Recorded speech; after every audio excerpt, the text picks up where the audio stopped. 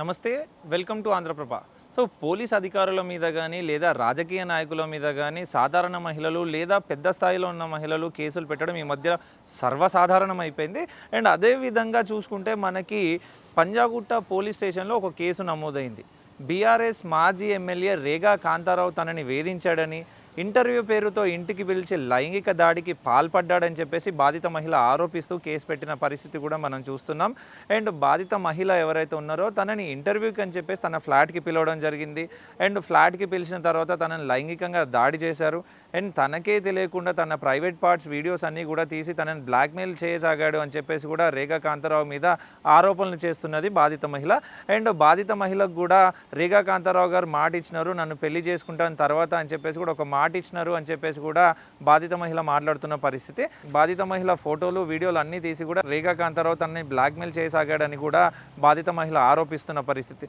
And బాధిత మహిళ ఎవరైతే ఉన్నారో ఆ మహిళకే తెలియకుండా తన ఫోన్ యాక్సెస్ మొత్తం రేగా కాంతారావు తీసుకొని తన ఫోన్ నుంచి తన ఫ్రెండ్స్‌కి కూడా మెసేజ్‌లు చేయడము, తన ఫ్రెండ్స్‌ని కూడా తనలాగానే లొంగబరుచుకోవడం జరిగింది అని చెప్పేసి కూడా బాధిత మహిళ ఆరోపిస్తుంది.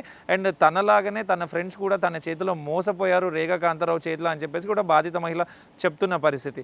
అండ్ బాధిత మహిళ దగ్గర నుంచి కూడా రేగా కాంతారావు భారీ మొత్తంలో అమౌంట్స్ తీసుకున్నాడు అని చెప్పేసి కూడా తను చెప్తున్న పరిస్థితి కూడా మనకు తెలుస్తుంది.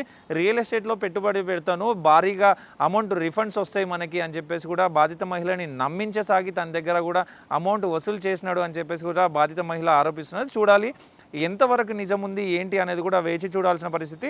బట్ పంజాగుట్ట పోలీసులు మాత్రం ఈ కేసుని సుమోటోగా తీసుకొని రేగా కాంతారావు మీద మాత్రం బిఎన్ఎస్ 69 అండ్ 351 కింద 2 కేసులు రేగా కాంతారావు మీద నమోదు చేయడం జరిగింది. అండ్ ఈ కేసు కూడా విచారణలో ఉంది అని చెప్పేసి తెలుస్తుంది. అండ్ బాధిత మహిళ చెప్పే మాటలు అన్నీ కూడా ఎంతవరకు నిజం అని చెప్పేసి తెలియాల్సి ఉంది. అండ్ రేగా కాంతారావు రియాక్షన్ ఎట్లా ఉంటుంది, రేగా కాంతారావు తన తప్పు నొప్పుకుంటారా, లేకపోతే బాధిత మహిళ అన్ని ఆరోపణలే ఉన్నాయి అక్కడెక్కడ సాక్ష్యాలు లేవు అని చెప్పేసి రేగా కాంతారావు గారు తనను సమర్థించుకునే పరిస్థితి ఏమైనా ఉంటుందా అని చెప్పేసి వేచి చూడాల్సిన పరిస్థితి. చూడాలి బాధిత మహిళ ఆరోపిస్తున్నట్టు తన దగ్గర ఎటువంటి సాక్ష్యాలు ఉన్నాయి అండ్ బాధిత మహిళ చెప్తుందంతా నిజమేనా అనేది కూడా వెల్లడించాల్సి ఉంది. ఏది ఏమైనా పోలీసులు కేసును సుమోటోగా తీసుకొని నమోదు చేసి బిఎన్ఎస్ 69 అండ్ 351 కింద కేసులు నమోదు చేసి విచారణకు ఆదేశించారు పోలీసులు.